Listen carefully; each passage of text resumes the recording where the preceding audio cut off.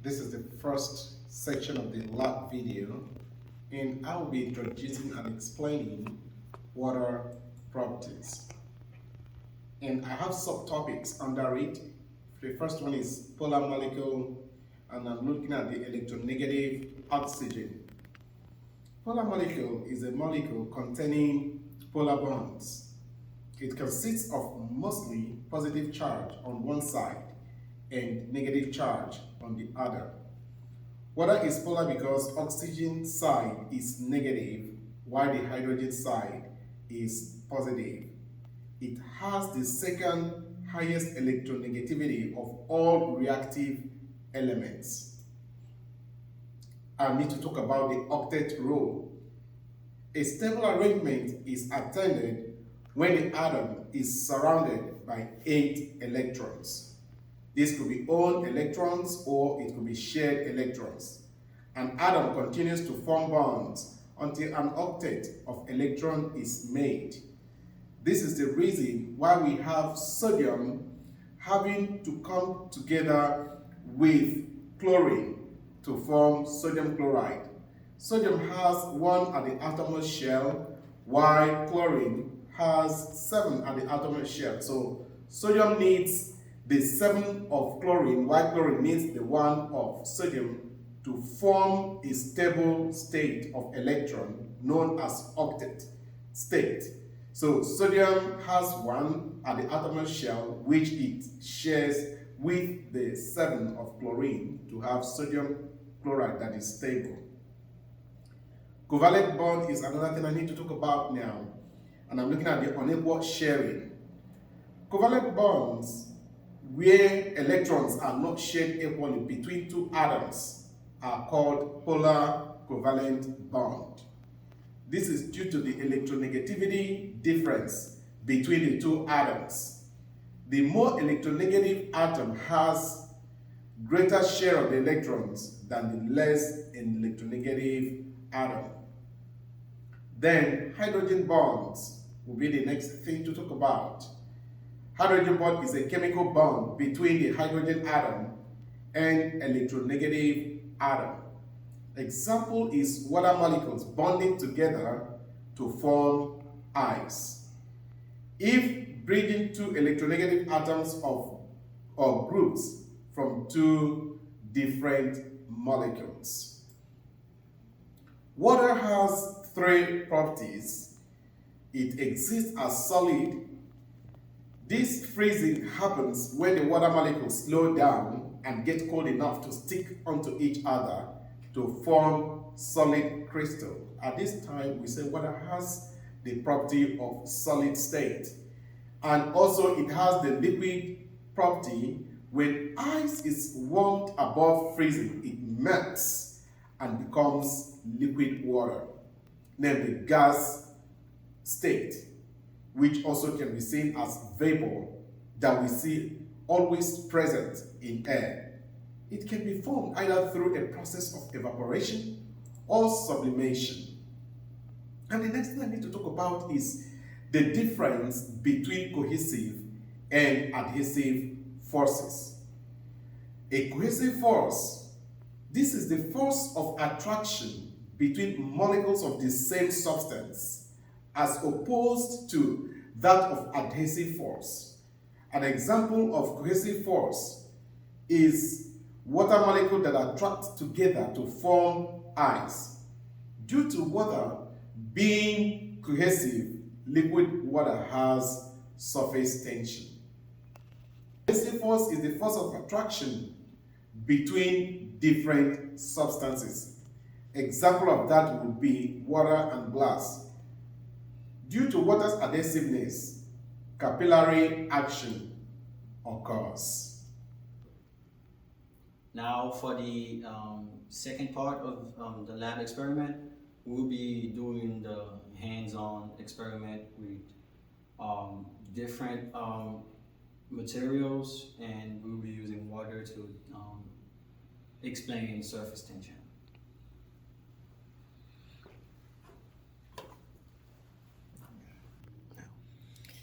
Yes, now I need to start by adding hair, strands of hair. As you can see, these are strands of hair. The next thing I need to add will be bug. Here is the bug. Then I need to add tree leaf. Here is a tree leaf. And different sizes of paper clips. Now we have blueberries.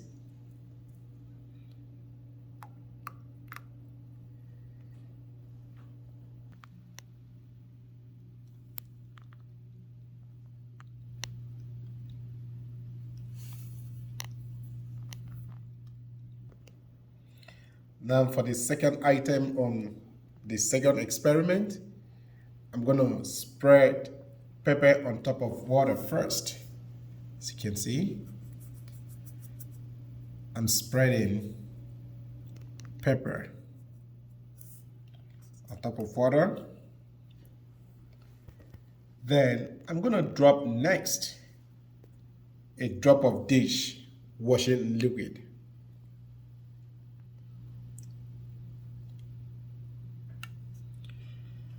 Now we'll observe and see the reaction that is taking place.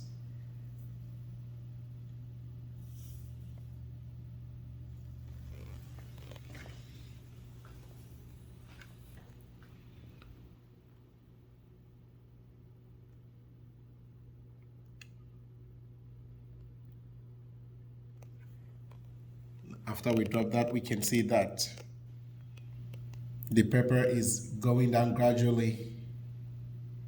It was initially suspended. Yeah, but as we added the dish soap and you started sinking at the bottom, Yes. the pepper started following through by gradually going down. And as we were observing through the pepper and dish soap experiment, most of the pepper have actually sank at the bottom of the water. Now for the third exercise of the experiment, we had to get a glass or cup, fill it all the way to the top, slightly over the top, and not spill it. So here we go. You can see the water levitating slightly above the cup surface.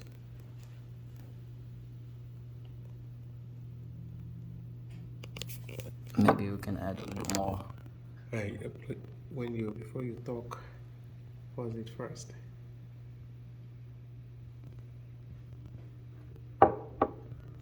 There we go. Slightly over the top. Now for the fourth exercise of the experiment, we'll be demonstrating meniscus by using a cylinder graded cooking plastic, but instead we couldn't find that, so we had to use a shot glass. And here goes.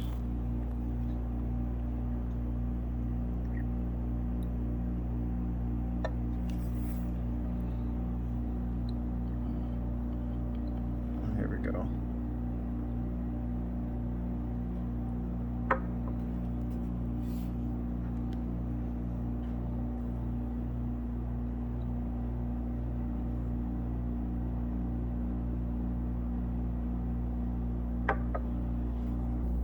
Now, for the fifth exercise of the hands-on deck experiment, we'll be putting ice on water and watch the reaction.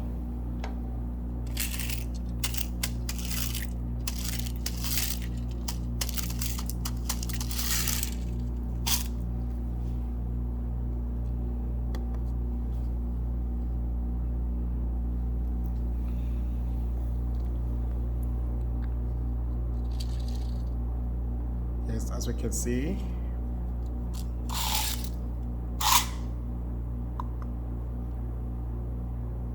the ice is suspended and not at the bottom. All right, now for the two last exercises of this experiment, number 6 and 7, we'll be using glasses a mask, and then we'll be collecting the H2O vapor from my mouth through the mask and the lenses.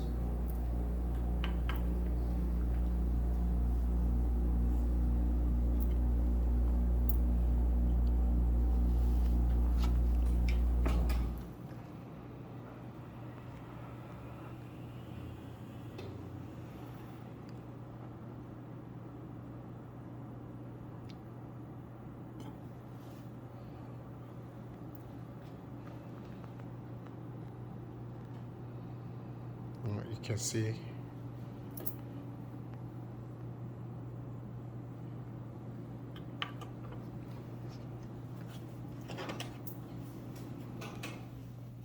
And now we are going to wash these glasses with soap and rinse it with water, and then trying to accumulate the H2O vapor again from the mask.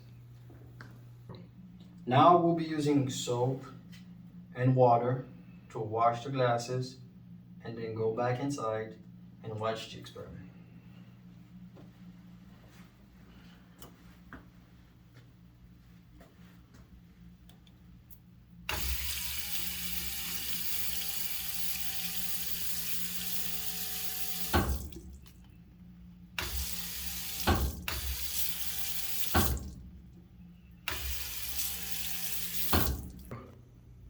Now with the glasses washed with soap and rinsed with water, with a little residual left behind, as you guys can see, we'll be putting it on and try to collect the H2O vapor from my mouth again.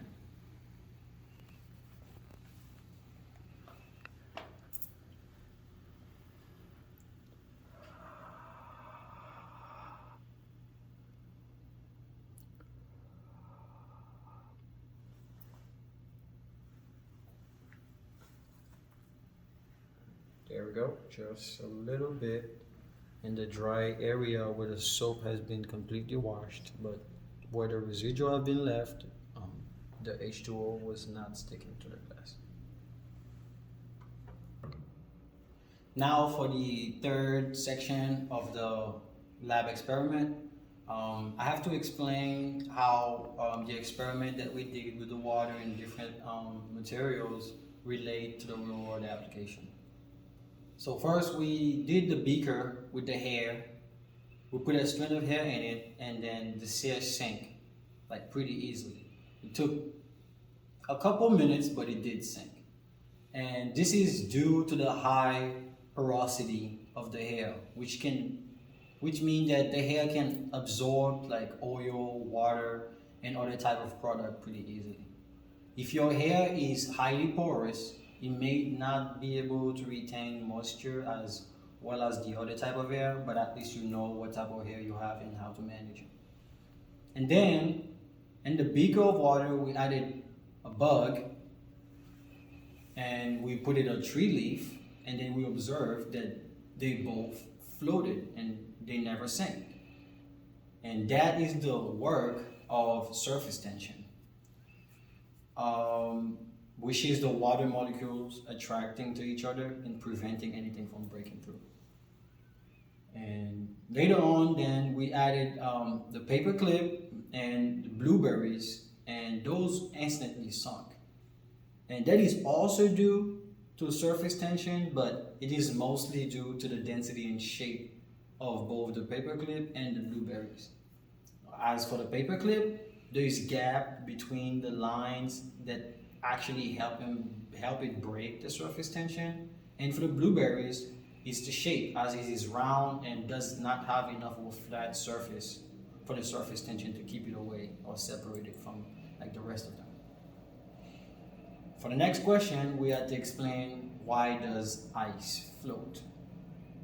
Well, first, ice is the attractive force between molecules weakening, and individual molecules can begin to move around each other because the molecules can slip and slide onto one another, what it takes the shape.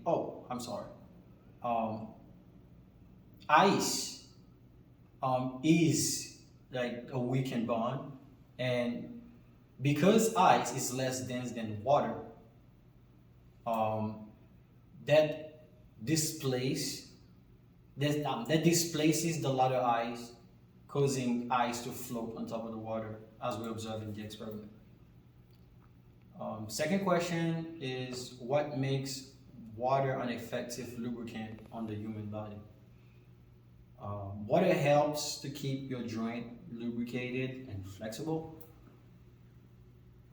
It does so when the water layers help protect and cushion those vulnerable areas from shock and trauma that could otherwise cause significant damages, like standing up, for example, or carrying something that's gonna increase on your body weight, and we need that kind of support for the joint not to rub into each other.